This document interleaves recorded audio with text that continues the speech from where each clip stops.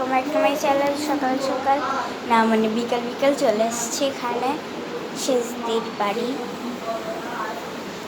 এখানে এখন আগেই তো বলে দিয়েছি, আর চলেও এসছি। আমি শ্যাম্পু করেই এসছি, শ্যাম্পু করে চুলটা ছেড়ে দিয়ে রয়েছে, আমার ভালো লাগছে না তাই। তারপরে দেখো একটা ফুল কোথা থেকে জোগাড় করেছি, ফুল এখানে ছিল তাই নিয়ে নিয়েছি।